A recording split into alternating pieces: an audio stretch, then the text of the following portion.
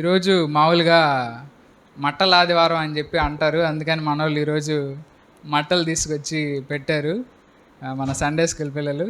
ఎందుకని దాన్ని ఆచరిస్తున్నారంటే మన పూర్వీకులు ఆ రోజు యేసు ప్రభువుని గాడిద మీద ఊరేగించారనమాట. మామూలుగా ఆ కాలాల్లో మామూలుగా ఇతర రాజులు ఏం చేస్తారంటే వాళ్ళు రాజు అని అనిపించుకోవాలంటే గుర్రం మీద వాళ్ళు తిరుగుతూ ఉంటారు. అదేవిధంగా ఈ రోజుల్లో అనుకోండి ఏదన్నా కారు మీద అన్నా సరే అట్లా తిరుగుతూ ఉంటారు. అట్లా ఆ కాలంలో ఈ గాడిద మీద తిరగడాన్ని యేసు ప్రభు ఆ విధంగా చేశాడు. అయితే ఇక్కడ చూడండి, యేసు ప్రభు గాడిద మీద రావడంలో మనకు ఒక విషయం నేర్చుకోవచ్చు. ఏంటంటే యేసు ప్రభువులో ఉండే తగ్గింపుతనం. అవునా కాదా?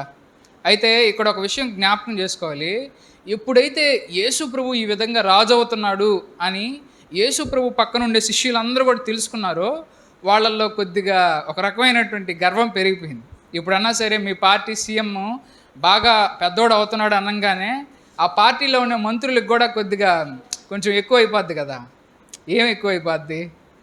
కొంచెం పిస్టేజ్ ఎక్కువ అయిపోద్ది, కొంచెం రొమ్ము విడుచుకొని నడవడం ఎక్కువ అయిపోద్ది, కొంచెం స్టైల్ ఎక్కువ అయిపోద్ది. అట్లా ఈ విధంగా యేసు ప్రభుని ఎప్పుడైతే రాజు చేశారో, యేసు ప్రభువుకి 12 మంది శిష్యులు ఉన్నారు. వీళ్ళే కదా రాబోయే మంత్రులు, కాబోయే వాళ్ళని చెప్పి వీళ్ళు ఊహించుకుంటూ ఉన్నారు. అయితే ఆ సమయంలో దేవుని యొక్క రాజ్యం ఇటువంటిది కాదు, అది మరొక కోణానికి సంబంధించింది, మనుషుల ఆలోచనకి మించిందని చెప్పి యేసు ప్రభు వాళ్ళకి ఒక కథని అంటే ఒక విషయాన్ని నేర్పించాలనుకున్నాడు. అంటే ఆ విధంగా, ఎందుకంటే ఈ భూమి మీద రాజ్యం అనేది చాలా కాంప్లికేటెడ్. నిజానికి మనుషులందరూ అంత పరిపక్వత కలిగిన వాళ్ళు కాదు. చూడండి, యేసు ప్రభుని ఆదివారం రోజు ఆయన రాజు అన్నారు. కరెక్ట్గా 4-5 రోజుల తర్వాత అదే యేసు ప్రభువుని చంపండి అని అన్నారు అదే జనాలు. అవునా కాదా? కాబట్టి భూమి మీద ఉండే మనుషులు మనస్తత్వాలు, వాళ్ళ ఇమ్మెచ్యూరిటీ మైండ్ సెట్ని బేస్ చేసుకొని మన ఘనతని, మన మహిమని మనం ఎప్పుడు కూడా కోరుకోకూడదు. దేవుణ్ణి బట్టి మనం ఉండాలన్నమాట. అయితే శిష్యులకి ఇది సరిగ్గా తెలియదు. కాబట్టి దేవుడు వాళ్ళలో తగ్గింపుతనాన్ని తీసుకురావడం కోసం, నిజమైన లీడర్, నిజమైన నాయకుడు అంటే తనను తాను తగ్గించుకోవాలని చెప్పడం కోసంగా యేసు ప్రభు అంటే శుక్రవారం రోజు చనిపోతాడు అని అనగా ముందు రోజు ఆయన ఏం చేశాడంటే వాళ్ళందరూ బాగా చర్చించుకుంటా ఉన్నారు. ఏంటంటే మాలో ఎవరు గొప్పోడు అని, మాలో హోమ్ మినిస్టర్ పదవి ఎవరికి వస్తుంది అని వాళ్ళు బాగా చర్చించుకుంటా ఉన్నప్పుడు, మీలో అందరికంటే గొప్పవాడు అందరికంటే తక్కువవాడుగా చేయబడాలి అని చెప్పి యేసు ప్రభు చెప్తాడనమాట. అలా చెప్తున్నా వాళ్ళకి అర్థం కాదు.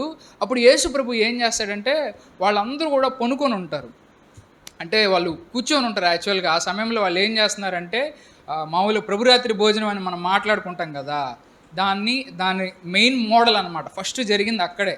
దాన్ని బేస్ చేసుకుని వాళ్ళు ఏం చేస్తున్నారంటే ఆ విధంగా ప్రభురాత్రి భోజనంలో వాళ్ళు ఎలా కూర్చుంటారంటే, ప్రభురాత్రి భోజనం అంటే ఇట్లా కూర్చో ఉంటారు అనమాట. వాళ్ళు కూర్చో ఉన్నారా, పడుకో ఉన్నారా అంటే వాళ్ళ కల్చర్లో అట్లా ఉంటుంది. చాలాసార్లు కొన్ని ఫోటోల్లో మనం చూస్తూ ఉంటాం ఏంటంటే యేసు ప్రభు కూర్చో ఉంటాడు, పొడుగ్గా బల్ల వేసుకో ఉంటుంది, ఆ బల్ల పక్కన అటుపక్క వాళ్ళు వీళ్ళు కూర్చో ఉంటారని అనుకుంటారు. కానీ అది మోడర్న్ థాట్ అనమాట. యాక్చువల్ థాట్ అయితే ఇదన్నమాట. అంటే వాళ్ళు ఈ విధంగా ఎట్లా ఉంటారంటే మనలాగా పద్నాసం వేసుకొని భోజనం చేయరు.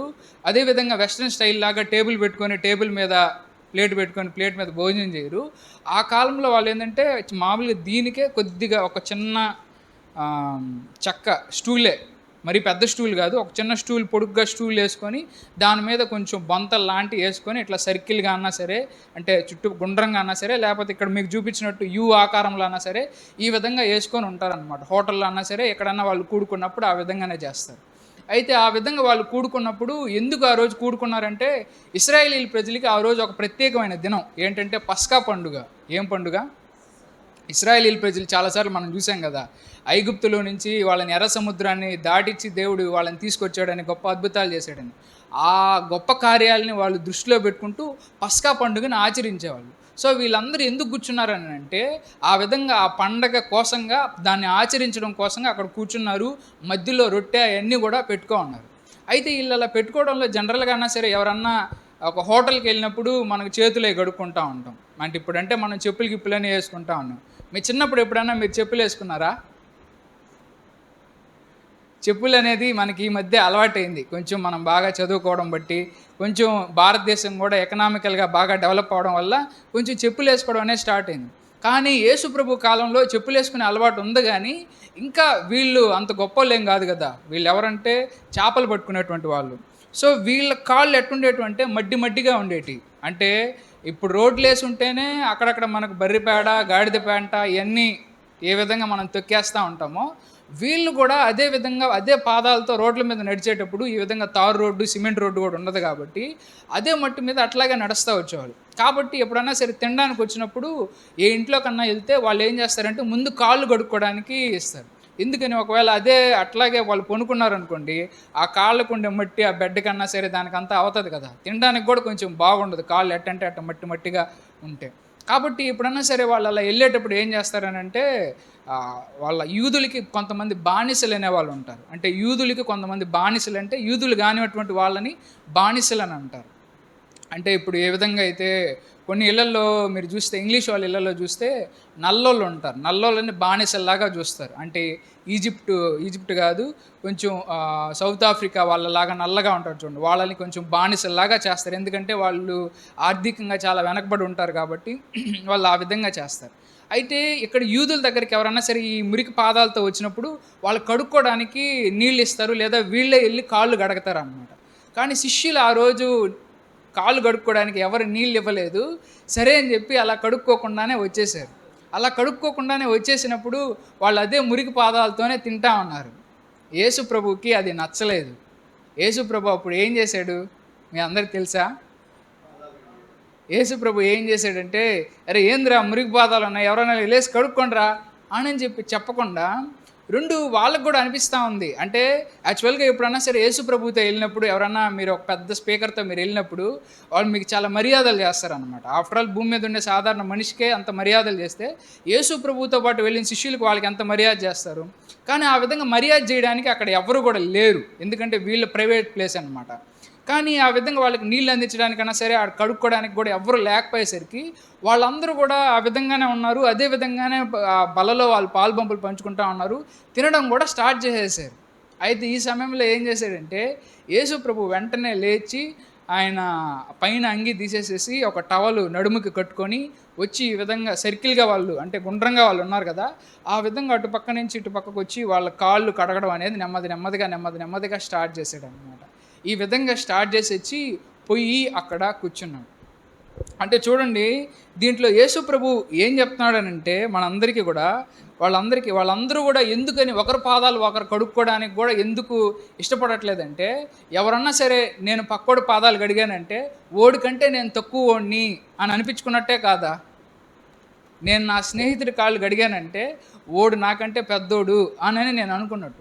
ఈ మనస్తత్వం ఈ శిష్యులందరిలో ఉండిపోవడం వల్ల నేను గొప్పోడిని పరలోక రాజ్యంలో ఎవడు గొప్పోడు అని ఈ మాటల్లో వాళ్ళు ఉన్నారు. కానీ వాళ్ళలో తగ్గింపుతనం అనేదే లేకపోవడం వల్ల దేవుడు ఏం చేశాడంటే నిజంగా గొప్పోడు అవుకున్నవాడు ఎవరన్నా సరే వాడు తగ్గించుకోబడాలి అని చెప్పి వాళ్ళకి చూపించడం కోసం, మీలో గొప్పవాడైన వాడు అనేక మందికి సేవకుడుగా పరిచారకుడుగా ఉండాలని చెప్పడం కోసంగా యేసు ప్రభు ఏం చేశాడంటే వారందరి పాదాలను కూడా కడిగాడు అనమాట. అలా కడిగేటప్పుడు పేతురుకు కొంచెం ఇబ్బంది వచ్చింది. ఎందుకు ఇబ్బంది వచ్చింది? ఈయన రాజు కాబోతా ఉన్నాడు, ఇట్ట టైం వచ్చి మన కాళ్ళు పట్టుకునేది ఏంది అబ్బా అని చెప్పి దేవా వద్దులే అని అంటే, లేదు పేతురు, నేనేం చేస్తున్నా నీకు తెలీదు, అంతా అయిపోతే నీకు అర్థం అవుద్ది అని చెప్పి నెమ్మదిగా పేతురు కాళ్ళని కడిగేసి శిష్యులందరి పాదాలను కడిగేసేసి ఆ విధంగా అక్కడికి వస్తాడు. చూడండి, ఇప్పుడు ఆ వాక్య భాగంలోకి మనం వెళ్దాం. బైబిల్లో యోహాను సువార్త 13వ అధ్యాయము, యోహాను సువార్త 13వ అధ్యాయము 12వ వచనం. వారి పాదములు కడిగి తన పై వస్త్రము వేసుకొనిన తరువాత ఆయన మరలా కూర్చుండి, నేను మీకు చేసిన పని మీకు తెలిసినదా?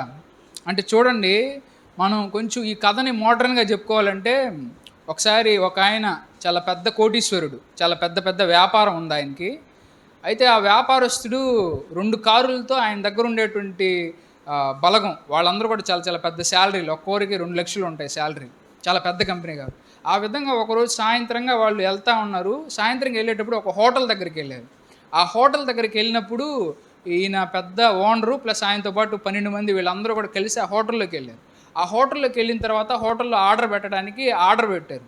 కానీ వాళ్ళు కూర్చున్న టేబుల్ అయితే ఇంకా సరిగ్గా క్లీన్ లేదు, ఎవరో తినేసేసి అట్టే పడేసి అట్టే ఉంది. వీళ్ళు ఎవరన్నా లేచి దాన్ని క్లీన్ చేస్తారని అంటే ఎవరు చేయట్లే. ఏమి ఇక్కడ చేయడానికి సర్వర్ లేడా అంటే వాళ్ళ పిల్లోడికి బాగలేదని వెళ్ళిపోయాడు సార్ అని చెప్పి వాళ్ళు చెప్తా ఉన్నారు. సరేలే ఇంకేం చేస్తామని చెప్పి నైట్ అయిపోయింది కదా అని చెప్పి వీళ్ళందరూ తినడానికి స్టార్ట్ చేస్తూ ఉన్నారు. ఆ సమయంలో వాళ్ళ ఓనరు ఆయన కోట్ వేసుకో ఉంటాడు కదా, కోటు తీసి పక్కన పెట్టేసేసి అంటే బాత్రూమ్ సైడ్ వెళ్తున్నాడు. బాత్రూమ్కి వెళ్తున్నాడేమో అనుకున్నారు. ఆ కోటు తీసేసేసి బాత్రూమ్ పక్కన పెట్టి ఆ పక్కనే చిన్న అంటే కొంచెం కర్చీఫ్ లాంటిది గుడ్డ ఒకటి ఉంటే దాన్ని తీసుకొచ్చి ముందు ఆయన అందరూ ముందు టేబుల్ తుడుస్తూ ఉన్నాడు. సార్ మీరేం సార్ టేబుల్ తుడుస్తూ ఉన్నారు సార్? లేదు చేయనీలేరా, ఏం కాలేరా అని చెప్పి అంటే ఆయన దగ్గర పనిచేసే వాళ్ళే వాళ్ళందరూ. కానీ ఎవరు తుడుస్తున్నారు టేబుల్? వాళ్ళ ఓనర్ తుడుస్తూ ఉన్నాడు. అంటే ఇప్పుడు తగ్గింపుతనం ఎవరిలో ఉంది? ఆయన దగ్గర పనిచేసే వాళ్ళల్లో ఉందా? అంటే మాకు 2 లక్షలు శాలరీ, మేమేంది ఈ విధంగా తుడిసేది అని చెప్పి వాళ్ళు ఆ విధంగా ఉన్నారు. కానీ ఆ ఓనర్ ఏం చేశాడంటే సర్లేండి రా మీకోసమే కదా అని చెప్పి ఆయన కోట్ పక్కన పెట్టేసేసి దాన్ని పట్టుకొని తుడుస్తూ ఉన్నాడు. ఇప్పుడు ఎవరు తగ్గించుకున్నారు అక్కడ? ఆ ఓనర్ తగ్గించుకున్నాడా లేదా? ఇక్కడ యేసు ప్రభు కూడా ఏం చేశాడంటే ఆ విధంగానే వీళ్ళు ఆ విధంగా తింటా ఉన్నప్పుడు యేసు ప్రభు వెళ్ళి వాళ్ళ పాదాలని క్లీన్ చేశాడనమాట. తలని క్లీన్ చేయడం సులభం, టేబుల్ని క్లీన్ చేయడం సులభం, కానీ పాదాలని క్లీన్ చేయడం అనేది చాలా కష్టం. అవునా కాదా? ఎందుకంటే ప్రతిదాన్ని జాగ్రత్తగా కడగాల్సింది. దేన్నన్నా చేతులు కడగమన్నా సులభం అవుద్ది, దేన్నన్నా కడగమన్నా సులభం అవుద్ది, కానీ అందరి పాదాలు కడగాలంటే కూడా కష్టమైపోద్ది. ఉదాహరణకి అక్కడెక్కడ ఎవరన్నా వేరే క్యాస్ట్ వాళ్ళు ఉన్నారనుకోండి, యేసు ప్రభు క్యాస్ట్ కాకుండా ఉండేవాళ్ళు, అప్పుడు కడగతారా? యేసు ప్రభుకి అవన్నీ ఉండవు కాబట్టి ఆయన అవన్నీ పట్టించుకోకుండా పూర్తిగా అక్కడ ఉన్నటువంటి వాళ్ళందరినీ కూడా కడిగేశాడు. అలా కడిగిన తర్వాత ఏం చేశాడు చూడండి, 12వ వచనంలో, వారి పాదములు కడిగి తన పై వస్త్రము వేసుకొని, పై వస్త్రం అంటే మళ్ళీ కోటు సూట్ అంతా వేసుకొని వచ్చి అక్కడ వచ్చి కూర్చుంటున్నాడు. ఆయన మరలా కూర్చుండి నేను మీకు చేసిన పని మీకు తెలిసినదా అని వాళ్ళని అడిగాడు. ఏమడిగాడు? నేనేం చేశానో మీకు తెలుసా అని అన్నాడు. వాళ్ళకి తెలుసా? తెలుసుదేవా అని అన్నారనుకోండి, అది గర్వం అవద్ది. ఎందుకని? తెలియకుండా తెలిసి అంటే మాకు ఇది కూడా తెలియదని చీప్ అయిపోతామేమో, ఎందుకు వచ్చే గొడవ, తెలిసి అని చెప్పేద్దాంలే అని వాళ్ళు అట్లా అనుకుంటారనమాట. ఇప్పుడన్నా సరే మనకు తెలియంది ఎందుకు తెలియదు అని చెప్తే చీప్ అయిపోతావేమో అని చెప్పి తెలిసి అని చెప్పామంటే మనలో ఏమున్నట్టంటే కొద్దిగా గర్వం మనలో ఉన్నట్టే. ఇప్పుడన్నా సరే మనకు తెలియకపోతే తెలియదని ఒప్పుకోవాలన్నమాట. కాబట్టి వీళ్ళకి యేసు ప్రభు ఏందబ్బా ఇట్ట చేస్తున్నాడు, ఈయన సాక్షాత్ దేవాదేవుడు అని మనకు కూడా తెలుసు కదా, ఈయనేంది ఇట్ట చేస్తున్నాడని వీళ్ళు అనుకుంటా ఉన్నారు. నేను చేసిన తర్వాత నీకు అర్థమవుతుందిలే పేతురు అని చెప్పాడు. మొత్తం పాదాలంతా కడిగాడు. వచ్చిన తర్వాత నేనేం చేశానో మీకు అర్థమైందా అని అంటే వాళ్ళు అలానే మౌనంగా ఉన్నారు. ఆ సమయంలో యేసు ప్రభు లేచి యేసు ప్రభు వాళ్ళతో ఈ విధంగా చెప్తా ఉన్నాడు. అంటే చూడండి, ఇక్కడ మనం గుర్తుంచుకోవాల్సిన విషయం ఏంటంటే, ఈ కథలో ప్రాముఖ్యమైన విషయం ఏంటంటే యేసు ప్రభు యొక్క తగ్గింపుతనం ఏంటి అంటే, ఆయన ఒక నాయకుడిగా ఉన్నాడు. ఒక నాయకుడు ఎట్లా ప్రజల్ని పాలిస్తున్నాడు, తన కింద ఉన్నటువంటి టీంని ఎట్లా నడిపిస్తున్నాడు అంటే కేవలం మాటల ద్వారా నడిపించడం లేదు, చేతల ద్వారా వాళ్ళని లీడ్ చేస్తూ ఉన్నాడు. ఎలా లీడ్ చేస్తున్నాడు? చేతల ద్వారా, కేవలం మాటల ద్వారా కాదు, చేతల ద్వారా లీడ్ చేస్తూ ఉన్నాడు. ఒక ఊరిలో 2 సర్పంచులు ఉన్నారు. ఇద్దరు కూడా రాబోయే ఎలక్షన్స్ కోసం పోటీ పడుతూ ఉన్నారు. అందులో ఒక సర్పంచ్ ఏమో ఈ విధంగా అది వర్షాకాలం అవడం వల్ల కొంచెం కన్పూర్ కాలువ సైడు అక్కడ ఒక పెద్ద చెట్టు పడిపోయింది. చెట్టు పడిపోయి ఉంటే రాకపోకలన్నీ కూడా సరిగ్గా లేవు.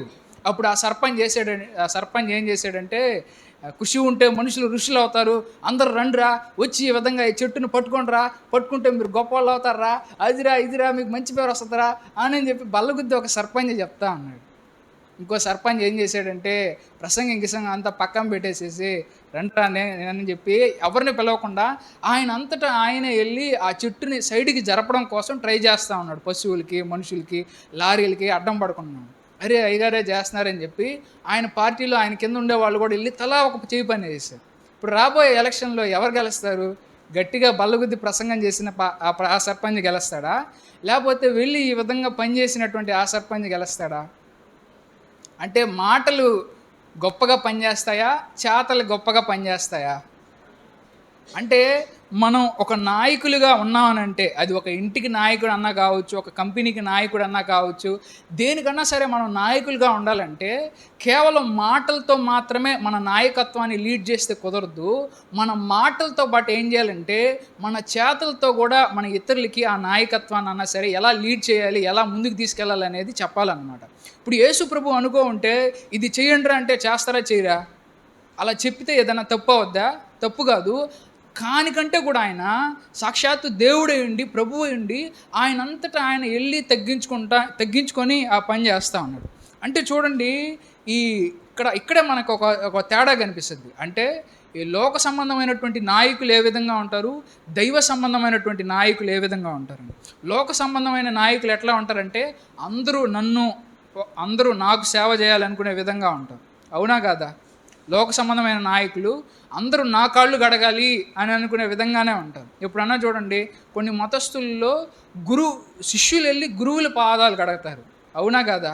ఏ మతస్థుల్లో అన్నా సరే శిష్యులు వెళ్ళి గురువుల పాదాలు కడగతారు. గురువులు కూడా చాలా దానేదో ప్రౌడ్గా, గర్వంగా, మంచిగా ఫీల్ అవుతారు. అది తప్పని నేనేం చెప్పట్లేదు. కానీ ఈయన అంతకంటే ఉన్నతమైన వాడని మాత్రమే చెప్తున్నాను. ఇక్కడ సాక్షాత్తు యేసు ప్రభు గురువే ఏం చేశాడంటే వెళ్ళి శిష్యుల పాదాలు కడగతా ఉన్నాడు. అంటే ఇది ఎంత గొప్ప తగ్గింపు అనేది మీరు ఒకసారి ఆలోచించండి. ఎంత గొప్పగా ఆయన ఎందుకని ఆ మాట చెప్తున్నాడంటే, మీరు అందరికంటే గొప్పవాడు అవ్వాలంటే అందరికంటే తగ్గించుకోవాలి. వీళ్ళు అందరికంటే గొప్పవాడు అవ్వాలంటే వాడు ఎటువంటి మైండ్ సెట్ ఉండాలంటే సేవ చేసే మైండ్ సెట్ ఉండాలి. కానీ వాళ్ళ మీద పెత్తనం చలాయించే మైండ్ సెట్ మీలో ఉండకూడదు అనేది యేసు ప్రభు యొక్క ఆలోచన అనమాట. కాబట్టి లోక సంబంధమైన నాయకుడేమో అందరూ నాకు సేవ చేయాలనుకుంటాడు. కానీ దైవ సంబంధమైన నాయకులు అటువంటి లీడర్స్ అయితే మనం అందరికీ సేవ చేయాలనుకుంటాడు. సేవ చేయించుకోవడం వేరే, సేవ చేయాలనే ఆలోచన వేరే. యేసు ప్రభు అందరికంటే గొప్పవాడు కాబట్టి ఆయన సేవ చేయడానికే వచ్చాడు, కానీ చేయించుకోవడానికి ఆయన రాలేదు. లోక సంబంధమైన నాయకుడైతే కేవలం ఆర్డర్లు మాత్రం వేస్తాడు. అయితే దైవ సంబంధమైన నాయకుడైతే వాళ్ళతో పాటు కలిసి ఆయన కూడా కృషి చేస్తాడు. ఇక్కడ లోక సంబంధమైన నాయకుడైతే తన హోదాని బట్టి మురిసిపోతాడు. ఇక్కడ క్రీస్తు సంబంధిత నాయకుడు, దైవ సంబంధిత నాయకుడైతే తన హోదాని బట్టి తగ్గించుకొని దేవుడిచ్చిన స్థితిని బట్టి ఆనందిస్తాడు అన్నమాట. కాబట్టి ఈ విధమైనటువంటి వ్యత్యాసం అనేది మనకు ఉంటుంది. అయితే ఇక్కడ చూడండి, యేసు ప్రభు అనుకుంటే ఒక్కోసారి మనకు స్కూల్లో టీచర్లు చెప్పినట్టు ముందు థియరీ చెప్తారు. థియరీ చెప్పడం అంటే ఏంటి? ఏదన్నా సరే ఒక దాని గురించి ప్రయోగం చేయాలంటే ముందు ఇట్లా ఉంటుందిరా, రాకెట్ ఇట్లా ఎగరుతుందిరా, రాకెట్ ఇట్లా చేయాలరా, ఇట్లా చేసిన తర్వాత ఇట్లా ఎగరుతుంది అని చెప్పిన తర్వాత అప్పుడు రాకెట్ దగ్గరికి తీసుకెళ్తారు. కానీ ఇక్కడ యేసు ప్రభు దీన్ని పూర్తిగా ఆపోజిట్ టెక్నిక్ వాడాడు అనమాట. అంటే ఏంటి?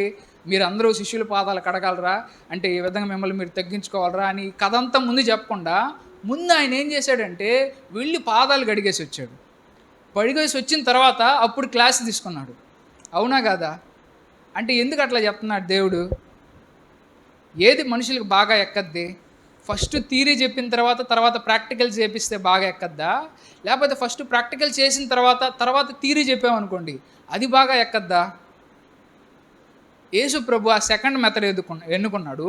ఫస్ట్ ఆయన ప్రాక్టికల్గా తగ్గింపుతనం ఎలా ఉండాలరా, నిజమైన నాయకుడు, నిజంగా గొప్పవాడు అవ్వాలనుకునేవాడు ఎలా ఉండాలని చెప్పి ముందు క్లాస్ అసలు క్లాస్ మధ్యలో కూడా పీకలేదు. ఆయన వెళ్ళి అందరి పాదాలన్నీ కూడా కడిగేసి ఇచ్చి అంతా అయిపోయిన తర్వాత మళ్ళీ కోట్ వేసుకొని సూట్ వేసుకొని అప్పుడు వాళ్ళకి బోధిస్తూ ఉన్నాడు. అసలు నేను ఎందుకు ఇట్లా చేశానో తెలుసా, మీకు ఏమన్నా అర్థమైందా అని అంటాను. అంటే చూడండి, మనం ఎప్పుడన్నా సరే మనం ఇతరులకు బోధించేటప్పుడు కేవలం మన మాటలు మాత్రమే మాట్లాడితే అది ఎక్కడికి వెళ్తుంది అంటే మన మైండ్కి వెళ్తాయి. కానీ అలా కాకుండా మన చేతలతో వాళ్ళకి చూపించినప్పుడు ఎక్కడికి వెళ్తుంది అంటే అది వాళ్ళ మనసులోకి వెళ్తుంది. ఎక్కడికి వెళ్తుంది? మనుషులు ఎప్పుడన్నా సరే చూసింది చాలా జాగ్రత్తగా గుర్తుపెట్టుకుంటారు. కాబట్టి యేసు ప్రభు ఇతరులకు నేర్పించేటప్పుడు ఆ విధంగా నేర్పిస్తూ ఉన్నాడు. ఒకసారి ఒక అబ్బాయి వాళ్ళ నాన్న ఆ పిల్లోడు ఇద్దరు కలిసి షాప్కి వెళ్ళిన తర్వాత ఏదో బిస్కెట్ ప్యాకెట్ ఏదో కొనుక్కున్నారు. అలా కొనుక్కోవాల్సి ఉంటే ఆయన 20 రూపాయలు ఇవ్వాల్సింది పోయి 50 రూపాయలు వెనక్కి ఇచ్చేసాడు. అంటే ఎక్స్ట్రాగా 30 రూపాయలు ఇచ్చేసాడు. అది వాళ్ళ తండ్రి గమనించాడు. గమనించిన తర్వాత ఏమనుకుంటారు సాధారణంగా, ఈడెవడో అమాయకుడు ఉన్నట్టున్నాడు, 50 రూపాయలు వచ్చిందని చెప్పి జోబీలో పెట్టుకొని అలాగే వెళ్ళిపోవచ్చు. కానీ ఆ తండ్రి ఏం చేశాడంటే ఈ విధంగా 50 రూపాయలు వచ్చినప్పుడు, బాబు నాకు రావాల్సింది 20 రూపాయలే, నువ్వు 50 రూపాయలు ఇచ్చావని చెప్పి ఆ 50 రూపాయలు వెనక్కి ఇచ్చేసేసి అతనికి రావాల్సిన 20 రూపాయలు మాత్రమే తీసుకున్నాడు. అలా తీసుకున్న తర్వాత కొడుకు బోధిస్తున్నాడు, నాయన మనకు మనుషులు చూడకపోయినా పైన దేవుడు చూస్తాడరా, మనం నిజాయితీగా ఉంటే మన దాన్ని దేవుడు మెచ్చుతాడరా అని చెప్పి వాళ్ళ కొడుక్కి చెప్పాడు అనమాట. ఇప్పుడు బాగా ఎక్కదా? అలా కాకుండా ముందుగానే ఆ రూ. 50 రూ. 20 నోట్ తీసుకొని అది చెయ్యకంటే ముందే ఈ విధంగా క్లాస్ బీకిన తర్వాత చెప్తే కొన్నిసార్లు అంత ఎఫెక్టివ్గా ఎక్కదన్నమాట. కాబట్టి మన ఇంట్లో ఉన్న పిల్లలకన్నా సరే మనం ఎలా చెప్పాలని అంటే, కేవలం ఆర్డర్లు వేసి మాత్రమే చెప్తా ఉన్నాం అనుకోండి, ఆ ఆర్డర్ల ద్వారా మనిషికి అర్థం కాదు. కాబట్టి మనం ఏం చేయాలంటే వాళ్ళకి చేతలతో చూపించి, అంటే మనం అంతగా తగ్గించుకునే మన తగ్గింపు తత్వాన్ని చూసి ప్లస్ వాళ్ళకి కూడా దాంట్లో నుంచి వివరించి చెప్పినప్పుడు అప్పుడు ఏమవుద్దంటే వాళ్ళ మనసుకి చాలా బాగా ఎఫెక్టివ్గా ఎక్కద్ది. అటువంటి సమయంలో మనం కష్టమైన పని చెప్పినా సరే ఏమన్నా ఎదిరిస్తారంటారా? నిజానికి ఎదిరించరు. అంటే వాళ్ళకి విరుద్ధంగా వాళ్ళ మనసుకి నచ్చని పనన్నా సరే మనం చెప్పినప్పుడు ఈ విధంగా పెద్ద ఆయన తగ్గించుకొని ఈ పని చేస్తున్నాడు, మనం ఎందుకు చేయకూడదనే ఆ మనస్తత్వంలో సరే చేద్దామనే ఆలోచనే వస్తుందన్నమాట. ఇందాకే చూడండి, ఇందాక ఒక పెద్ద ఓనరు, కోట్లాది కంపెనీ ఆ ఓనరు ఈ విధంగా కోటు పక్కన పెట్టేసేసి వాళ్ళందరూ టేబుల్ కడిగాడు అనగానే, అలా కడిగిన వెంటనే ఆ 12 మంది పనిచేసే ఎంప్లాయీలకి వాళ్ళ ఓనర్ మీద ఎంత గొప్ప గౌరవం వస్తుందా రాదా? రేపు పొద్దున వాళ్ళ ఓనరు ఏదైనా కరోనా సమయంలో మనకు లాస్ వస్తుందిరా, మీ అందరి జీతాలు తగ్గిస్తానని చెప్పి అన్నాడు అనుకోండి, ఎవరన్నా గట్టిగా మాట్లాడగలరంటారా? మాట్లాడడానికి అవకాశం ఉంది, కానీ ఎందుకు మాట్లాడరంటే ఆ ఓనర్ అంత విలువ సంపాదించుకున్నాడు వాళ్ళ హృదయాల్లో. అంత విలువ ఉన్నటువంటి వాళ్ళ ఓనర్కి చేసేది వాళ్ళకి కష్టమైనా కానీ ఎందుకు మాట్లాడలేకపోతున్నారంటే వాళ్ళ అయ్యగారి మీద ఉండే గౌరవం. అంటే ఇట్లా మనం ఏం చేస్తామంటే మన తల్లిదండ్రులుగా మన పిల్లల మీద, అంటే పిల్లల దగ్గర మనకు అంత గౌరవాన్ని వాళ్ళ హృదయాల్లో సంపాదించుకున్నప్పుడు మనం ఏ స్థానంలో ఉన్నా సరే ఎదుటి వాళ్ళ హృదయాల్లో అంత అంత ఉన్నతమైన స్థాయికి వాళ్ళ హృదయాల్లో మనం నిలిచినప్పుడు అంత గొప్పగా వాళ్ళు మనల్ని గౌరవిస్తారు. మనం చెప్పే మాటలు కొన్నిసార్లు కష్టంగా ఉన్నా సరే అవతల వాళ్ళు స్వీకరిస్తారు, మనలో కానీ ప్రేమ కానీ కనబడినట్లయితే. కాబట్టి యేసు ప్రభు ముందుగానే వచ్చి ఆయన క్లాస్ బీక్కుండా ముందు ఆయనలో ఉన్న తగ్గింపుతనాన్ని చూశాడు. అంటే ఇంత గొప్ప ఏంద్రని ఆయన ఎంత తగ్గించేసుకున్నాడని వాళ్ళు చాలా లోపల బాగా ఫీల్ అయిపోతాం. అటువంటి ఫీలింగ్లో దేవుడు ఎంత గొప్ప మాట చెప్పినా కానీ ఖచ్చితంగా వాళ్ళు తీసేసుకుంటారు. ఎందుకంటే వాళ్ళ హృదయంలో దేవుడిని చాలా గొప్ప స్థాయికి ఎత్తేసారు యేసుప్రభుని. అటువంటి స్థాయిలో ఉన్నప్పుడు యేసుప్రభు ఎంత కష్టమైన మాట చెప్పినా వాళ్ళ హృదయాన్ని గుచ్చుకునే మాట అన్నా కానీ వాళ్ళు తీసుకుంటారన్నమాట. కాబట్టి మనం ఎప్పుడైనా సరే ఇతరులకు చెప్పేటప్పుడు మనం కూడా అంత స్థాయికి తగ్గించుకోవడానికి సిద్ధంగా ఉన్నాము అని చెప్పి మనం ముందుకెళ్ళాలన్నమాట. కాబట్టి ఇప్పుడు చూడండి, యేసుప్రభువులో తగ్గింపు ఉంది, మనలో తగ్గింపు ఉందా? ఇప్పుడు యేసు ప్రభు ఈ విధంగా పాదాలు కడిగినందువల్ల ఆయన అంతగా తగ్గించుకుంటున్నాడు. ఎంత తగ్గించుకున్నాడంటే చాలా ఎక్కువ తగ్గించుకున్నాడు అన్నమాట. అంటే ఒకసారి ఆ సిస్టర్ చెప్తా ఉంటుంది, ఒక్కోసారి బెంగళూరులో అమ్మాయి జాబ్ చేస్తూ ఉన్నప్పుడు వాళ్ళ చర్చిలో ఒక ఆయన చాలా పెద్ద ఆఫీసర్ కాబట్టి పాస్టర్ కూడా ఏ పని చెప్పడు ఆయనకి. అంత పెద్ద ఆయన అంటే వయసులో పెద్ద ఆయన అని కాదు, ఆయన క్యాడర్ సమాజంలో చాలా పెద్దది. అటువంటి ఆయనకి ఏం చెప్తావులే అని చెప్పడం అనమాట పాస్టర్ కూడా. అయినా కానీ ఆయన ఏం చేశాడనంటే పాస్టర్ గారు ఏ పని చెప్పడం లేదు, చెప్పడానికి కూడా మొహమాట పడుతున్నాడని చెప్పి అంత కోటు బూటు సూటు పెద్ద లగ్జరీ ఇల్లు అన్నీ ఉన్న వ్యక్తి ఏం పని చేశాడంటే అందరికంటే చర్చి కంటే ముందుగా వచ్చి తలుపు ఉంది కదా, ఆ తలుపు దగ్గర నిలబడి వచ్చిపోయే వాళ్ళందరికీ తలుపు తీస్తూ ఉన్నాడు అన్నమాట. తలుపు వేస్తాను. తలుపు తీసి ఎవరన్నా వచ్చారనుకోండి, నా ప్రైజ్లాడన్నా అని తలుపులు వేస్తారు, అమ్మగారు అని చెప్పి తీసేసేసి తలుపేస్తారు. అంటే చూడండి, ఆయన అంత పెద్ద హోదాలో ఉండి కూడా ఆయన ఎలా తగ్గించుకుంటున్నాడు.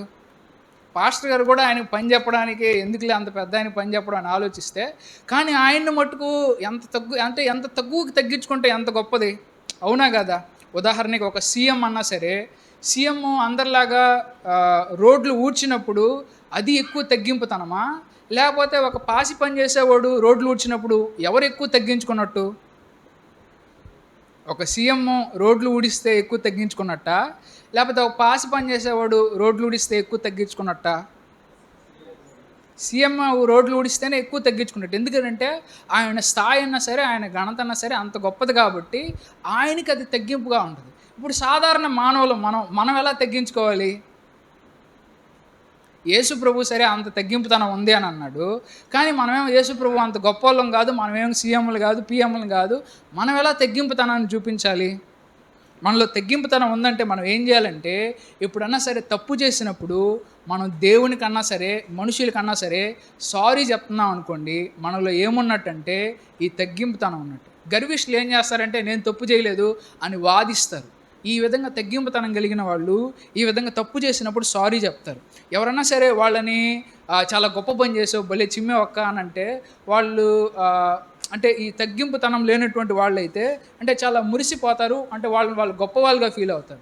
ఒకవేళ తగ్గింపుతనం ఉన్నవాళ్ళు ఏదో దేవుడిచ్చిన ఆయన, దేవుడిచ్చిన శక్తి కొద్దీ చేశానా అని చెప్పి దేవుడికి క్రెడిట్ ఇస్తూ ఉంటారు తగ్గింపుతనం కలిగినటువంటి వాళ్ళు.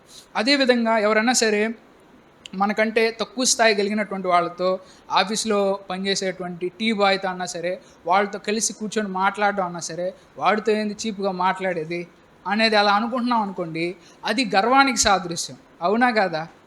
అంటే యేసు ప్రభులాగా అంతగా మనం చేయలేం. కొన్నిసార్లు కొంతమంది చర్చిల్లో ఏం చేస్తారంటే, ఈ రోజుకి కూడా మన చర్చిలో ఏం చేస్తారంటే, వేరే చర్చిల్లో ఇక్కడ దగ్గర ఉండే చర్చిలు, మళ్ళీ పేరు చెప్తే బాగుండదని చెప్పట్లేదు, వాళ్ళు ఏం చేస్తారనంటే ఈ విధంగానే నిజంగానే కాళ్ళు కడగతారు. ఏం చేస్తారు? అలా కడగడం తప్పని చెప్పడం లేదు, కానీ అవసరం లేదని చెప్పి చెప్తున్నా. ప్రస్తుతం ఉన్న అది ఆ విధంగా చెప్పాడని చెప్పి ఆ విధంగా దేవుడు చేయమన్నాడని మనం కూడా ఖచ్చితంగా అందరి పాదాలు కడగాల్సింది అనేది కాదు దాని ఉద్దేశం. దాని ఉద్దేశం ఏంటి అని అంటే మనందరం తగ్గించుకోవాలనేది ఉద్దేశం. ఏంటి ఉద్దేశం? యేసు ప్రభు ఒక మాట అన్నాడు, తండ్రి అని ఎవరిని పిలవబాకండి, పరలోకమందున్న ఆ ఒక్కడే మీ తండ్రి అని అన్నాడు. ఏమని అన్నాడు? తండ్రి అని ఎవరిని పిలవబాకండి, పైనున్న ఆయనే మీ తండ్రి అని చెప్పి అని అన్నాడు. అంటే ఇప్పుడు మనం ఇంట్లో మన డాడీని మమ్మీని తండ్రి అని అంటున్నాం అంటే మనం తప్పు చేస్తున్నట్టే కదా. పాపం చేస్తున్నావా లేదా? చేస్తున్నావా లేదా? అంటే దాని అర్థం అది కాదన్నమాట. అంటే మన ఇంట్లో ఉన్నటువంటి తండ్రిని తండ్రి అనడంలో తప్పు లేదు, మన ఇంట్లో ఉన్న తల్లిని తల్లి అనడంలో తప్పు లేదు. దేవుడు ఎందుకు తండ్రి అని అంటున్నాడనంటే మీ అందరికీ ఒక్కడే తండ్రి అని ఒక్క భావాన్ని అర్థం చేసుకోవాలి, కానీ దాంట్లో ఉన్నదాన్ని ఆ లిటరల్ సెన్స్ని ఆ విధంగా అర్థం చేసుకోకూడదు. కాబట్టి అట్లా కొన్నిసార్లు కొంతమంది చర్చి పాస్టర్లు అన్నా సరే ఫాదర్ ఫాదర్ అంటూ ఉంటారు. అంటారా అనరా? ఇప్పుడు వాళ్ళు అన్నారంటే వాళ్ళు తప్పుటోళ్ళు. యేసు ప్రభు ఆయన్ని మాత్రమే తండ్రి అని అనమన్నారు, ఇంకెవరిని తండ్రి అంటే తప్పు అని చెప్పి మనం చెప్పలేం. ఎందుకంటే అందరికంటే తండ్రి ఆయన అంటే మన అందరికీ పెద్ద ఆయన అనేది మనం అర్థం చేసుకోవాల్సింది, కానీ ఇంకా ఎవరిని కూడా ఫాదర్ అనకూడదు, ఇంకెవరిని కూడా డాడీ అనకూడదు, మమ్మీ అనకూడదు అని చెప్పి మనం అనకూడదు అన్నమాట. ఒక్కోసారి కొన్ని చర్చిల్లో ఏమంటారంటే చర్చి పాస్టర్ని కూడా ఫాదర్ అని అంటారు. ఫాదర్ అంటే ఏంటి? తండ్రి అనే కదా. మన తెలుగు రాష్ట్రాల్లో ఏమంటారంటే అంటే చర్చి పాస్టర్ని డాడీ అని అంటారు. ఏమంటారు? డాడీ డాడీ డాడీ డాడీ యేసు డాడీ అంటే యేసుని డాడీ అంటారు, వాళ్ళ చర్చి పాస్టర్ని కూడా డాడీ అంటారు. వాళ్ళ చర్చి పాస్టర్ అమ్మని ఎవరంటారంటే మమ్మీ అని అంటారు అన్నమాట. ఒకసారి మేము ఇట్లా థియాలజీ కోర్స్ చేస్తూ ఉంటే ఒక అన్న అక్క వాళ్ళిద్దరు భర్త భార్యలు, అన్న పాస్టరు ఆమె పాస్టర్ అమ్మ. ఇది వాళ్ళ చర్చిలో ఈ డాడీ మమ్మీ కల్చర్ లేదు. అయితే ఒకసారి అలా వేరే చోట మీటింగ్లకి వెళ్ళినప్పుడు ఒక పిల్లోడు పరిగెత్తుకుంటూ వస్తాడు, డాడీ డాడీ డాడీ అని వస్తూ ఉన్నాడు. పక్కనే అక్క ఉంది, మరి నేను నీకు డాడీ ఏంట్రా, నేను డాడీ ఏంట్రా అని షాక్ అయిపోతా ఉన్నాడు. పక్కన వాళ్ళ అక్క అంటే ఆ అక్క పక్కనే ఉంది. కారణం వాడు ఎందుకు డాడీ అన్నాడంటే వాళ్ళ చర్చిలో పాస్టర్ని డాడీ అంటారంట, అందుకని డాడీ అన్నాడు. పాపం అది తెలియదు కదా ఆ అక్కకి, తర్వాత నెమ్మదిగా తెలిసిందిలేండి. అంటే కాబట్టి కొన్నిసార్లు అనవసరంగా డాడీ అంటే అట్ట ప్రాబ్లమ్స్ వస్తాయి. కాబట్టి అనవసరమైన ప్రాబ్లమ్స్ ఎందుకు లేదు, నేను కూడా ఎంకరేజ్ చేయట్లేదు. కాబట్టి అంటే ఇక్కడ గుర్తుంచుకోవాల్సిన విషయం ఏంటంటే దేవుడు కాళ్ళు కడగమని చెప్పాడు కాబట్టి అందరి కాళ్ళు కడగాలనేది రూల్ అనేది కాదు. అసలు ఎందుకు అది చేయమన్నాడు అనేది ఆ కోర్ అనేది మనం అర్థం చేసుకోవాలన్నమాట. ఆ కోరు దాంట్లో ఉన్న వాస్తవాన్ని మనం అర్థం చేసుకుంటే ఓహో దేవుడు తగ్గించుకోమంటున్నాడా, ఆ విధంగా అంత దానికన్నా సరే మనం తగ్గించుకోవడానికి సిద్ధంగా ఉండాలన్నమాట. అది మనం అర్థం చేసుకోవాల్సిందే, కానీ అంతేగాని నిజంగా అందరి కాళ్ళు కడగాలి ఒకరోజు దానికి సపరేట్గా పెట్టేసేసి ఈరోజు కాళ్ళు కడిగే రోజు అని మనం పెట్టాల్సిన అవసరం లేదు. అలా చేస్తే తప్పు అని అనలేదు, అవసరం లేదు, ఎందుకు అనవసరం అని ఇప్పుడే ఆచారాలు ఎక్కువగా ఉన్నాయి కదా అని నా అభిప్రాయం అన్నమాట. కాబట్టి ఈ విధంగా ఈ విధమైనటువంటి తగ్గింపుతనం అంటే ఏం చెప్పాను? ఎవరన్నా సరే మనం తప్పు చేసినప్పుడు సారీ చెప్పగలుగుతున్నాం అన్నా, ఎవరన్నా సరే మనం చేసిన ఒక గొప్ప పని గురించి గొప్పగా పొగడుతున్నప్పుడు మనం క్రెడిట్ తీసుకోకుండా దేవుడు సహాయం చేయందే నేను ఈ పని చేయలేను కదా అని చెప్పి, నేను దేవుడు కృప వల్లే నేను చేశానయ్యా అని చెప్పడం అన్నా సరే, కింది స్థాయి వాళ్ళతో మనం కూర్చొని మాట్లాడడం అన్నా సరే, మన విషయంలో ఎవరైనా తప్పు చేసినప్పుడు వాళ్ళని క్షమించడం అన్నా సరే, ఇవన్నీ కూడా దేనికి సంబంధించినవి అంటే మనలో ఈ తగ్గింపుతనం ఉంది అనడానికి సాదృశ్యం. మనం గొప్ప నాయకులం అంటే ఏం చేయాలంటే అంత గొప్పగా మనల్ని మనం తగ్గించుకోవాలనే విషయాన్ని జ్ఞాపకం చేసుకోవాలి. ఇప్పుడు చూడండి 13వ వచనానికి వెళ్దాం. 13వ వచనం, 12వ వచనంలో యేసు ప్రభు ఈ విధంగా వచ్చి నేనేం చేశానా అనేది చెప్పాడు. దీన్ని బట్టి యేసు ప్రభులో ఉన్న తగ్గింపుతనం అర్థమైంది. ఇప్పుడు ఆయన క్లాస్ తీసుకుంటా ఉన్నాడు. అసలు ఏం క్లాస్ తీసుకుంటున్నాడు అనేది అసలు పాయింట్లోకి ఇప్పుడు వస్తాం. 13వ వచనంలో బోధకుడనియు ప్రభువనియు మీరు నన్ను పిలుచుచున్నారు, నేను బోధకుడును ప్రభువును గనుక మీరు ఇట్లు పిలుచుట న్యాయమే అని అన్నాడు. అంటే ఇప్పుడు చూడండి, యేసు ప్రభు ఆ విధంగా కాదాలన్నీ కడిగేసిన తర్వాత ఇప్పుడు క్లాస్ తీసుకుంటా ఉన్నాడు. ప్రాక్టికల్స్ అయిపోయింది, థియరీ చెప్తా ఉన్నాడు. అలా థియరీ చెప్పేటప్పుడు వాళ్ళని వచ్చి ఒక క్వశ్చన్ అడుగుతా ఉన్నాడు, నేను ఎవరిని అని అడిగాడు. అప్పుడు యేసు ప్రభు నేను ఎవరిని అంటే శిష్యులు ఏమని సమాధానం చెప్తారు?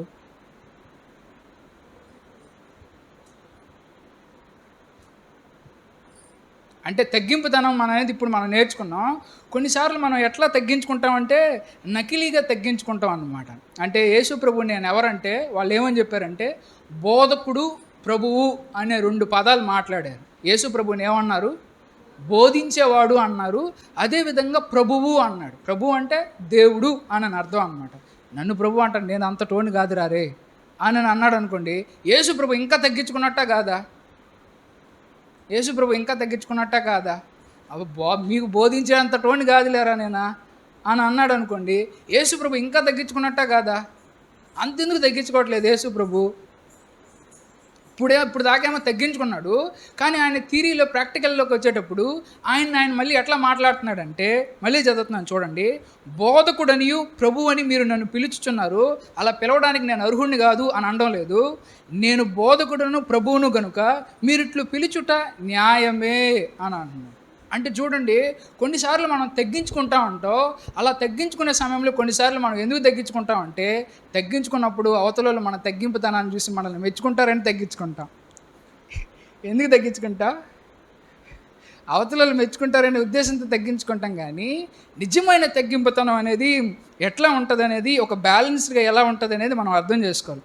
ఉదాహరణకి ఎప్పుడన్నా సరే మీరు ఇంటర్వ్యూకి వెళ్ళారు అనుకోండి, మీకు అది వచ్చా ఇది వచ్చా అన్నారు అనుకోండి, నాకేడ అది వచ్చాయా నాకేడ ఇది వచ్చా అని అన్నారు అనుకోండి, అంటే మీరేం చేస్తున్నారు? మిమ్మల్ని మీరు తగ్గించుకుంటా ఉన్నారు. అప్పుడు మీరు ఏమనుకుంటారు? యేసు ప్రభు మిమ్మల్ని మీరు తగ్గించుకోమన్నారు కాబట్టి ఇప్పుడు మీకు కొంచెం మంచి శాలరీ వస్తుంది, నీకయ్యో రాబోతాడు ఎందుకు లేపో అని అంటారా అనరా? కాబట్టి తగ్గించుకోమన్నాడు కదా అని చెప్పి మనం యేసు ప్రభులాగా జాగ్రత్తగా బ్యాలెన్స్గా తగ్గించుకోవాలి. అంటే ఎక్కడ తగ్గించుకోవాలో అక్కడ తగ్గించుకోవాలి, కానీ ఇంటర్వ్యూకి వెళ్ళిన తర్వాత అన్నా సరే అక్కడ మనం తగ్గించుకోవాల్సి, అంటే మనం ఓవర్గా తగ్గించుకున్నప్పుడు ఏమవుద్దంటే బ్యాలెన్స్ అనేది పోద్దన్నమాట. మనలో ఆ బ్యాలెన్స్ అనేది ఉండదు. ఉదాహరణకి యేసు ప్రభు పేతురు పాదాలు గడిగేటప్పుడు ఒక డిస్కషన్ జరుగుద్ది. ఏమంటే పేతురు పాదాలు కడగతా ఉంటే, ప్రభా నువ్వు నా పాదాలు కడుతున్నావు, కడగకూడదు, చూడ నువ్వు అటు పని చేయకూడదు అని చెప్పి అంటాడు. లేదు పేతురు, కడగకపోతే నీకు నాకు అసలు సంబంధమే ఉండదంటే, అవునా అటైతే మొత్తం స్నానం చేయించేసి అని అంటాడు. అంటే చూడండి, ఇప్పుడు కడిగితే పాదాలు కడగద్దు అని అంటున్నాడు, లేదా మొత్తం స్నానం చేసి, అంటే మనిషి థింకింగ్ ఎట్లా ఉంటుందంటే ఇట్లా ఎక్స్ట్రీమ్ లెవెల్లో ఉంటుంది అనమాట. అంటే కడిగితే అసలు కడగబాకు, లేదా పైనుంచి కింద దాకా స్నానం చేయించేసాను. కానీ యేసు ప్రభు ఏం చెప్పాడంటే, ఆల్రెడీ ఒకసారి స్నానం చేసిన వాడు మళ్ళీ స్నానం చేసుకోవాల్సిన అవసరం లేదు పేతురు, ఊరికే కాలు కడుక్కుంటే చాలు, బ్యాలెన్స్డ్గా ఉందామని పేతురుకు చెప్పాడన్నమాట. అదేవిధంగా మన తగ్గింపు తత్వం విషయంలో కూడా బ్యాలెన్స్డ్గా ఉండాలన్నమాట. కాబట్టి ప్రతి చోట కూడా, ఉదాహరణకి మీకు ఒక పని చెప్పినప్పుడు పాట పాడండి, వచ్చి పాట పాడండి అన్న, నేను అంతటోండి, నేను పాట పాడే అంతటోండి అని అన్నారు అనుకోండి, అది తగ్గింపా లేకపోతే ఏదన్నా ఒక సోమరిపోతానం అంటారా? అంటే మీలో టాలెంట్ ఉండి పాట పాడండి అని అంటే కూడా మీరు పాడలేదనుకోండి, రాబోయే శుక్రవారం వస్తుంది, సిలువలో 7 మాటలు చెప్పండి అని అన్నారు, నేనంతటోండి సిలువలో 7 మాటలు అన్నారు అనుకో, అంటే మీలో చెప్పగలిగే సామర్థ్యం ఉండి అంటే మిమ్మల్ని మీరు తగ్గించుకుంటున్నారా? లేకపోతే మీరేం చేస్తున్నారు? మీరు తగ్గించుకోవడం అనే దాంట్లోకి వెళ్ళి ఎలా వెళ్ళిపోతున్నారంటే అవాయిడ్ చేస్తున్నారు సిచ్యువేషన్ని, కొంచెం సోమరిపోతులాగా అయిపోతున్నారు. యేసు ప్రభు దేవుడు కూడా మోషే దగ్గరకు వచ్చి, మోషే నువ్వు ఇశ్రాయేలీల ప్రజల్ని తీసుకురావాలయ్యా మోషే అంటే, మోషే అన్నాడు, నేను ఎంతటోడినయ్య గారు, నేను యాడిల్ని తీసుకురాగలనండి. అంటే తగ్గింపు తత్వంలో ఇది ఒక ఓవర్ స్టేజ్ అన్నమాట. అట్లా ఉండకూడదు. అంటే మన శక్తి, మన స్థాయి, లేకపోతే మనం ఏందనేది మనకు తెలుసు. దాన్ని మనం సరిగ్గా అంచనా వేసుకోమని చెప్పి బైబిల్ చెప్తుంది. కానీ దాన్ని సరిగ్గా అంచనా వేసుకోకుండా కొన్నిసార్లు ఇట్లా ఓవర్గా వెళ్ళిపోయినప్పుడు ఏమవుద్దంటే అది లాభం కంటే కూడా నష్టం ఎక్కువ చేస్తుంది. ఉదాహరణకు ఒక అబ్బాయి బాగా చదువుతూ ఉన్నాడు, అంటే కలెక్టర్ అవ్వాలని చెప్పి చదువుతున్నాడు. చదివిన తర్వాత నిజంగానే కలెక్టర్ సీట్ వచ్చింది. కలెక్టర్ సీట్ వచ్చిన తర్వాత చర్చిలోకి వచ్చి సాక్ష్యం చెప్తా ఉన్నాడు, నిజంగా నాదేం లేదు, అంతా దేవుడే చేశాడు, దేవుడే అంతా చేశాడు, దేవుడే నాకు ఈ విధంగా సీట్ ఇచ్చాడు అని చెప్పి చర్చిలో సాక్ష్యం చెప్తా ఉన్నాడు. అందులో చర్చిలో చదువు రాని వాళ్ళు, అంటే అంత చదవకుండా కొంచెం అటు ఇటు తిరుగుతూ ఉండేవాళ్ళు కూడా ఉంటారు కదా, వాళ్ళు ఏమనుకుంటారు అంటే చదవకపోయినా కానీ ఇట్లా దేవుడికి ప్రార్థన చేస్తే నాకు కూడా కలెక్టర్ వచ్చేస్తుందేమో అని అనుకుంటారు. కానీ ఈ అబ్బాయి ఏమనుకుంటున్నాడంటే మనకు కాదు క్రెడిట్, దేవుడికి క్రెడిట్ ఇవ్వాలి, కాబట్టి మనం ఇదంతా దేవుడి వల్లే జరిగింది, దేవుడి వల్లే, అంతా దేవుడే, అంతా దేవుడే, అంతా దేవుడే అని చెప్పడం ద్వారా వినేవాళ్ళు కూడా ఏంటంటే అంతా దేవుళ్ళలోనే ఉంది, మనం కష్టపడాల్సింది ఏం లేదన్నమాట అనే ఒక చెడ్డ సమాచారాన్ని కూడా మనం వాళ్ళకి పెడుతున్నామా లేదా? అంటే తగ్గించుకోవాలనే కోణంలో మనం ఏం చేస్తున్నామంటే దాన్ని బ్యాలెన్స్డ్గా చెప్పకుండా, నేను కూడా నా శక్తి కొద్దీ కష్టపడ్డాను, దేవుడు కూడా నాకు కృప చూపించాడు కాబట్టి నేను నిజంగా ఐఏఎస్ సీట్ కొట్టడానికి దేవుడు సహాయం చేశాడు అని అంటే బాగుంటుంది. అలా కాకుండా నాదేం లేదు, అంతా అసలు దేవుడే, నేను అసలు సున్నా, నేను జీరోని, అటువంటి దేవుడు నాకు అని అంటే అసలు ఏం చేస్తున్నామంటే మనం తగ్గించుకోవడంలో ఎట్లా వెళ్ళిపోతున్నాం అంటే ఓవర్గా తగ్గించేసుకుంటా ఉన్నాం అన్నమాట. కాబట్టి ఆ విధంగా మనం ఓవర్గా తగ్గించుకోకూడదు. ఇక్కడ యేసు ప్రభు కూడా ఓవర్గా తగ్గించుకోవడం అంటే ఎట్లా తగ్గించుకోవాలి ఉండాలి? బోధకుడు ప్రభు అని వాళ్ళు అంటే, అయ్యో బోధకుండా నేను అంత టోన్ కాదురా ప్రభు, అబ్బా నేను అసలు అంత టోన్ కాదురా అని ఉండాల్సింది. కానీ దేవుడు అలా అనట్లే, లేదురా మీరు బోధకుడు అంటున్నారు, ప్రభు అంటున్నారు, కరెక్టే, నేను అంత టోన్నే అని అంటా ఉన్నాడు.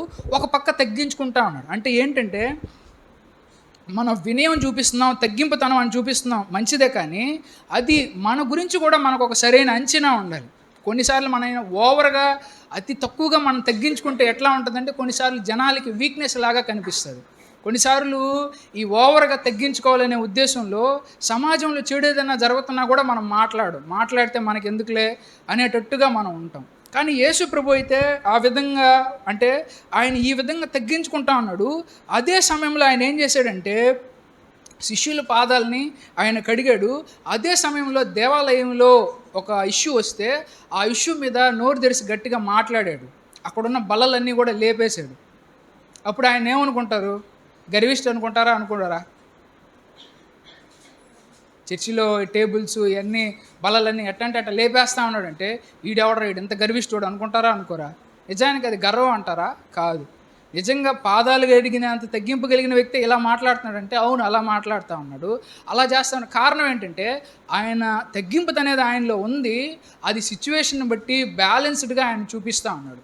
ఆయన ఎవరన్నా సరే పరిచయలు తప్పు చేసినప్పుడన్నా సరే మాట్లాడాడు, నేను వాళ్ళతో మాట్లాడేంత ఉన్నా, వాళ్ళ తప్పు చెప్పేంతటి ఉన్నా, నేనేందులే, నా స్థాయి ఏందిలే అని అనుకుంటే తగ్గింపుతాను. కానీ యేసు ప్రభువుకి ఆయన శక్తి, ఆయన జ్ఞానం తెలుసు కాబట్టి పరిచయలు తప్పు చేస్తా ఉన్నప్పుడు అయ్యా మీరు అటు చేయకూడదు అని చెప్పాడు. అంటే ఏంటి? ఆయన తగ్గింపుతనం కూడా బ్యాలెన్స్డ్గా ఉంది. తగ్గింపుతనం ఉండేవాళ్ళు యేసు ప్రభువులాగా పిలాతు ముందు నిలబడినప్పుడు నేనేం కోర్టులో వాదిస్తానులే, నాకేం తెలుసా అని అనుకోకుండా ఆయన ఆ సమయంలో దేవుడు కోసంగా అక్కడ మౌనంగా ఉన్నాడు. మాట్లాడాల్సి వస్తే పిలాతుతో మాట్లాడాడు అనమాట. అంటే మనం కొన్నిసార్లు భయంతో మనం మౌనంగా ఉంటాం, దాన్ని తగ్గింపుతనం అనుకుంటాం. కొన్నిసార్లు ఎందుకులే అనవసరంగా గొడవలు తెచ్చుకోవడం అని మౌనంగా ఉంటాం. కొన్నిసార్లు సోమరిపోతనం వల్ల మౌనంగా ఉంటాం. వీటన్నిటిని మనం ఏమనుకుంటాం అంటే ఇదంతా కూడా తగ్గింపుతనం అని అనుకుంటాం. వాస్తవానికి అది తగ్గింపుతనం కాదు. ఒక రకంగా చెప్పాలంటే అది పాపం కూడా కావచ్చు. అది మన శక్తిని, మన పొటెన్షియల్ని పూర్తిగా ఈ ప్రపంచానికి ఇవ్వలేకపోవడం. కాబట్టి ఇక్కడ యేసు ప్రభు ఆయన అంత తగ్గించుకుంటూనే ఎట్ ద సేమ్ టైం ఆయన ఎట్లా చూసుకుంటున్నాడంటే ప్రభువుగా చూసుకుంటున్నాడు, బోధకుడుగా చూసుకుంటా ఉన్నాడు అనమాట. కాబట్టి ఆయన గురించినటువంటి ఆయనకు ఒక మంచి అవగాహన అనేది యేసు ప్రభులో ఉంది. కాబట్టి తగ్గింపుతనం అన్నా సరే, వినయంగా ఉండడం అన్నా సరే, ఏదో తగ్గింపుతనం అంటే మనల్ని మనం తక్కువ చేసుకోవడం అని కాదు, మన గురించి మనం తక్కువగా ఆలోచించుకోవడం. మనకి తక్కువ ప్రియారిటీ ఇచ్చి దేవుడికి ఎక్కువ ప్రియారిటీ లేదా జనాలకి ఎక్కువ ప్రియారిటీ ఇవ్వడాన్నే నిజమైన వినయం అన్నా సరే తగ్గింపుతనం అని అంటారనమాట. ఇప్పుడు చూడండి 14వ వచనంలో, ఇప్పుడు అసలు పాయింట్కి వెళ్తా ఉన్నాడు. ఇప్పుడు ఆ మాట ఎందుకు అడిగాడు అనేది 14వ వచనంలో ఉంటుంది. కాబట్టి ప్రభువును బోధకుడనైన నేను మీ పాదాలు కడిగిన ఎడల మీరును ఒకరి పాదములను ఒకరు కడుగవలసినదే. ఏమంటున్నాడు? ఇప్పుడు ఆ ఓనర్ దగ్గరికి వెళ్ళండి. ఆ కోటీశ్వరుడు ఓనరు ఈ విధంగా వాళ్ళ బల్లలన్నీ తుడిచిన తర్వాత మళ్ళీ వచ్చి జాకెట్ వేసుకున్నాడు, కోటు సూట్ అంతా వేసుకున్నాడు. కోటు సూట్ వేసుకొచ్చిన తర్వాత వాళ్ళందరూ క్లాస్ బీకుతూ ఉన్నాడు. నేను ఎవరిని అని అన్నాడు. సార్ మీరు ఓనర్ సార్, ఈ కంపెనీకి ఓనర్ సార్ అంటే, నేనే ఈ పని చేయంగా లేదు మీరు చేయకూడదా అని అడిగాడు. అంటే వాళ్ళకి ఏం చెప్పాడు? జీతాలు తీసుకుంటున్నారు, ఆ మాత్రం చేయలేరంటారా మీరా అని అనకుండా అంతా చేసేసిన తర్వాత ఆ ఓనరు, నేను ఎవరిని సార్, మీరు ఇంత $1 ట్రిలియన్ కంపెనీకి ఓనర్ సార్, నేను చేయగలేదు మీరు చేయకూడదా అంటే ఆ మాట అంటే అప్పుడు ఎట్టుంటుంది వాళ్ళకి? అదే చేయక ముందే కానీ ఆ మాట చెప్పుంటే అది గర్వంలాగా ఉంటుంది, అవునా కదా? చేసిన తర్వాత చెప్పినప్పుడు అది గర్వంలాగా ఉండదు, అది ఒక తప్పులాగా. అవును కదరా, ఆయన దగ్గర పని వాళ్ళం, ఆయన మనం చేయాల్సింది ఆయన చేస్తున్నాడు ఏంట్రా అని వాళ్ళకి ఒక రియలైజేషన్ వస్తుంది అనమాట. అట్లాగే శిష్యులకి వీళ్ళందరూ ఏంటంటే నేను గొప్పవాడిని, నాకు హోమ్ మినిస్టర్ సీటు కావాలని చెప్పి దీనికోసం ఈ లోక సంబంధమైన విధంగా సలాం కొట్టించుకోవడానికి దానికోసమే ఆలోచిస్తున్నారు. కానీ నిజమైన దైవికమైనటువంటి నాయకత్వం, ఆ లక్షణాలు వాళ్ళలో రావడం కోసంగా, నిజమైన సేవకుడైన నాయకుడు వాళ్ళలో ఉండడం కోసంగా దేవుడు మీరు ఎందుకు చేయకూడదు ఇట్లాగా, నువ్వెందుకు నీ పక్కనోడి కాళ్ళు కడిగితే ఎందుకు తప్పు అవుద్ది అని చెప్పి వాళ్ళని అడిగాడు అనమాట. నన్ను బోధకుడు ప్రభు అన్నంగా నేను గడగంగా లేనిది మీరెందుకు గడగకూడదు, మీరు కూడా అట్లా కడగలరా అని అన్నారు. అలా కడిగేటప్పుడు సులభమా కష్టమా? అక్కడ కష్టమైన పని ఏంటంటే ఆ ఆఫీస్లోనే ఒకరికి ఇంకొకరికి పడలేదు అనుకోండి. ఇప్పుడు ఆ 12 మంది టేబుల్లో ఉన్నారు, సరే మీరు కూడా ఇప్పుడు వెళ్ళి మళ్ళీ నేను ఇప్పుడు కడిగాను కదా ఇంకొకసారి కడగండ్రా అన్నాడు అనుకోండి. అక్కడికి ఏం ప్రాబ్లం వస్తుందంటే ఆఫీస్లో 2 గొడవలు ఉంటాయి. అందరి కాళ్ళు కడగతారు కానీ పలానా గొడవ ఉన్న వ్యక్తి కాళ్ళు కడగతారా? కడగరు అన్నమాట. ఒకసారి ఇట్లాగే కాళ్ళు కడిగే ఆచారం ఒకటి ఒక చర్చిలో పెట్టారు. పెట్టిన తర్వాత అందరు కాళ్ళు కడుక్కున్నారు కానీ ఒక ఆయన కాళ్ళు మటు కడగల, ఎవరు కడగల. ఆయన పక్క వారం నుంచి చర్చి మానేశాడు. పాస్టర్ గారు ఫోన్ చేశాడు, నాయనా ఎందుకు రావట్లేదు చర్చి, అందరు మీ కాళ్ళు మీరు కడుక్కున్నారు, నా కాళ్ళు ఎవడు కడగలేదు, అందుకే నేను మానేశాడు. అయ్యా నేను కడగతాను రా నాయన చర్చికి అని చెప్పి పాస్టర్ గారు ఆయన రమ్మని చెప్పి పాస్టర్ గారు కడిగారు కాళ్ళు. అంటే చూడండి ఎందుకు కడగట్లేదు ఒకరి కాళ్ళు? ఎందుకంటే ఎవరన్నా సరే కొంతమంది అక్కడ 12 మంది శిష్యుల్లో ఒకరున్నారు, ఇస్కరియోతు యూదా ఉన్నాడు. ఎవరా ఇస్కరియోతు యూదా అంటే యేసు ప్రభువుకి వెన్నుపోటు పొడవబోయేటువంటి వ్యక్తి, యేసు ప్రభువుకి శత్రువు. ఆ శత్రు పాదాలు కూడా యేసు ప్రభు కడిగాడా లేదా? అంటే చూడండి ఆయన యోహాను భక్తుడు. చూడండి బైబిల్లో ఈ యేసు ప్రభు శిష్యులు కాళ్ళు కడిగేది మనకు 4 సువార్తలు ఉన్నాయి. మత్తయి సువార్త, మార్కు సువార్త, లూకా సువార్త, యోహాను సువార్త. ఈ మొదటి 3 సువార్తల్లో ఈ యేసు ప్రభు శిష్యుల కాళ్ళు కడిగాడు అనేది రాయలా, ఒక్క యోహాను మాత్రమే రాశాడు. ఎందుకు రాశాడు అంటారు? మిగిలిన ముగ్గురికి కూడా శిష్యుల కాళ్ళు కడగడం అనేది పెద్ద ఇంపార్టెంట్ విషయం అని అనిపించలేదు, కానీ యోహానికి మటుకు అది చాలా ఇంపార్టెంట్ విషయంగా అనిపించింది. మిగిలిన వాళ్ళందరూ కూడా రొట్టు విరిచేది రాశారు, రొట్టు పంచుకునేది రాశారు, ద్రాక్షారసం తాగేది రాశారు, కానీ యోహాను అది రాయకుండా ఇది మాత్రం రాశాడు అనమాట. ఎందుకు రాశాడంటే యేసు ప్రభులో ఉన్న ప్రేమ చూపించడం కోసం.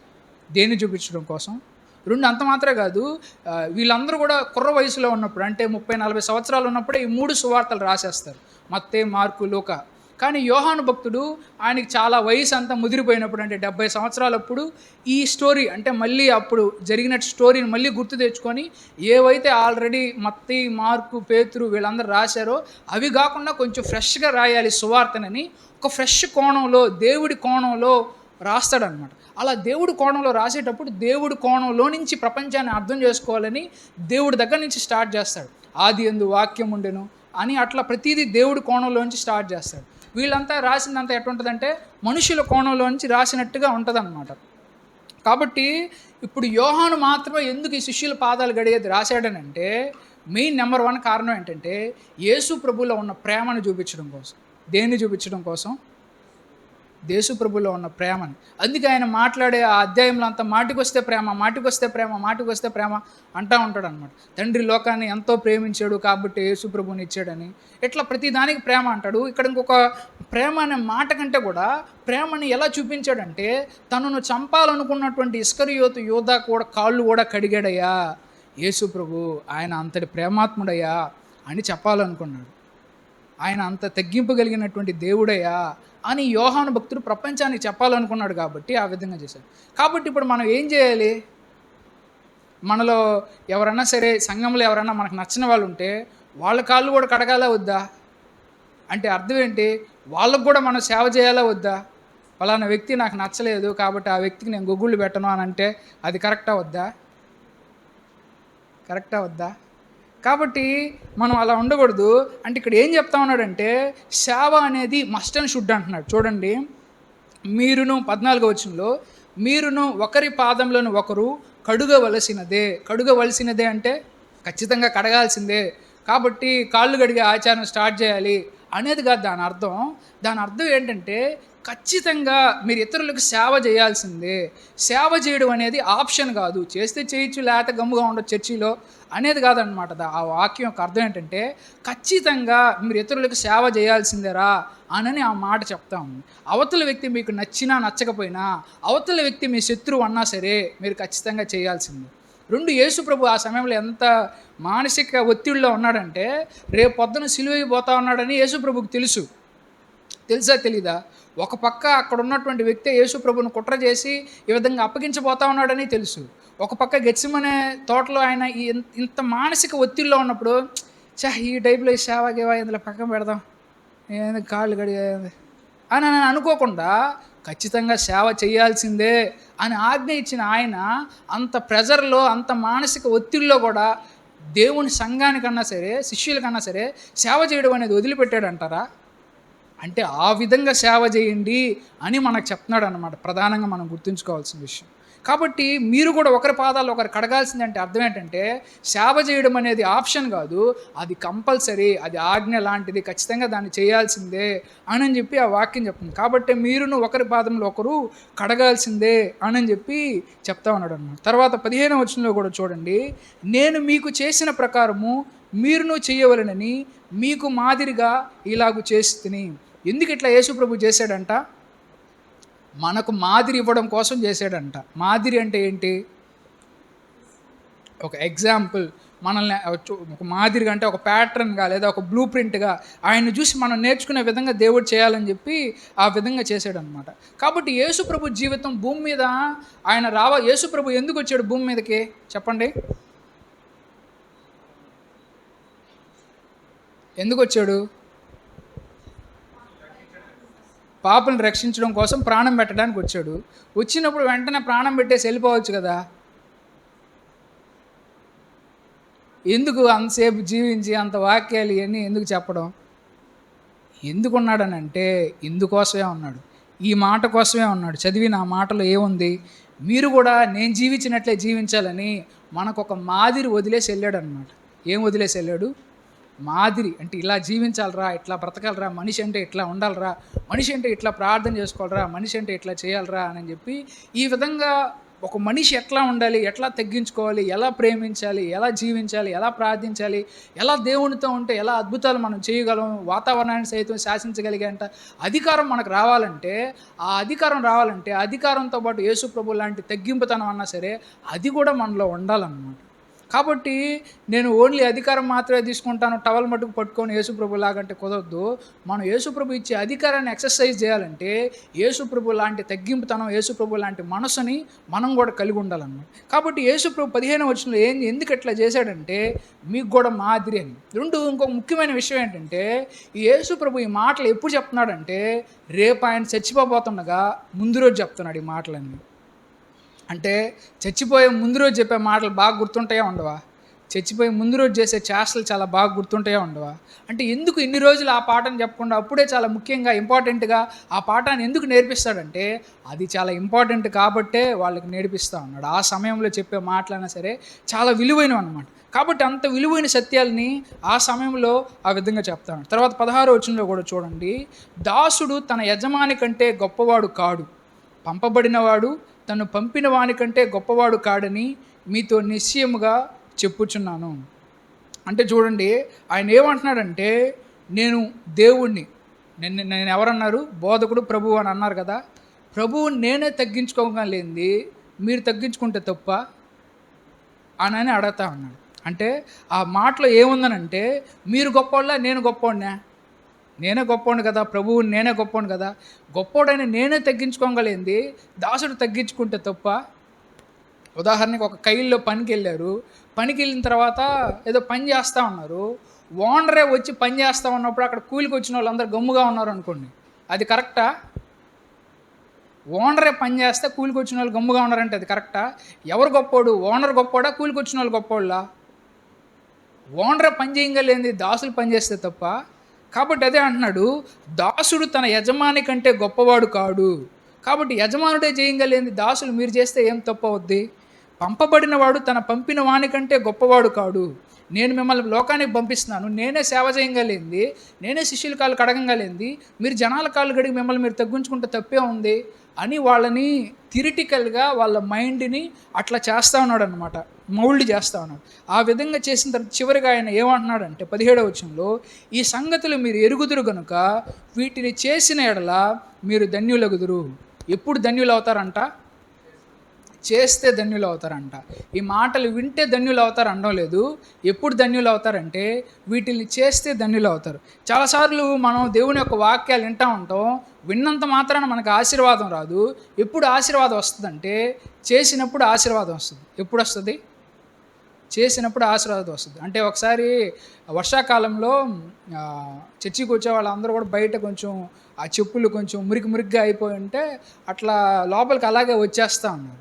అలా లోపలికి అలా వస్తూ ఉంటే అక్కడంతా కొంచెం మురికిగా అయిపోయింది. అప్పుడు ఒక ఆయన చర్చిలో లేచి ఈ విధంగా చెప్తా ఉన్నాడు, యేసు ప్రభు ఏం చెప్పాడు, ఏ విధంగా మనల్ని మనం తగ్గించుకోమన్నాడు కదా, పాస్టర్ గారు అంతసేపు వాక్యం చెప్పారు, ఎవడన్నా వచ్చాడు ఆడ అంత మురికిగా ఉంటే ఎవడన్నా కడుగుతున్నాడా దాన్ని అని చెప్పి ఆ పెద్ద ఆయన చర్చిలో ఉన్న వాళ్ళందరి మీద అరస్తూ ఉన్నాడు. అలా అరస్తూ ఉంటే ఒక పిల్లోడు వెళ్ళి బకెట్తో నీళ్ళు తీసుకొని వచ్చి అక్కడ ద్వారబంధం దగ్గర ఉండే మట్టి అంతా క్లీన్ చేసి, ఇప్పుడు ఆశీర్వాదం ఎవరికి వస్తుంది?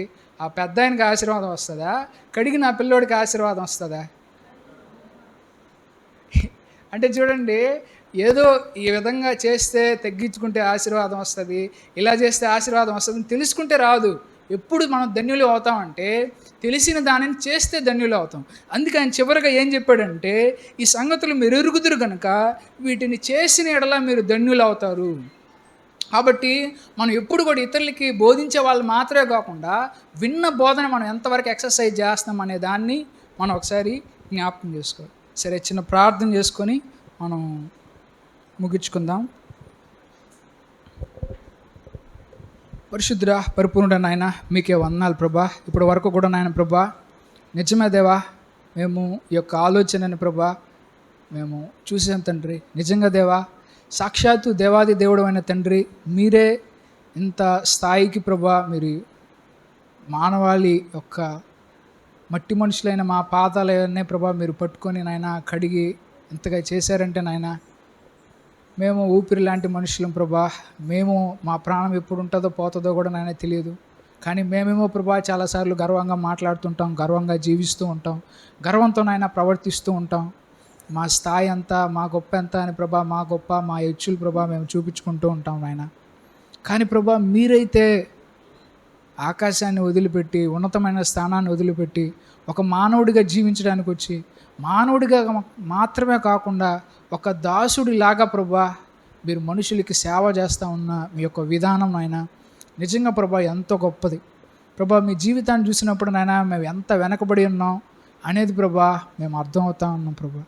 కాబట్టి నాయన మమ్మల్ని మేము తగ్గించుకునే విషయంలో ప్రభా, మేము వినయం కలిగి ఉండడం విషయంలో నాయన మేము ప్రయాసపడడానికి, ఆ తగ్గింపుతనాన్ని కూడా ప్రభా మీలాగా సరైన క్రమంగా మేము చూపించడానికి కూడా ప్రభా దయచేసి సహాయం దయచేయండి. ఆ యొక్క జ్ఞానాన్ని, ఆ మెచ్యూరిటీని ప్రభా మా అందరికీ కూడా ప్రభా దయచేయండి.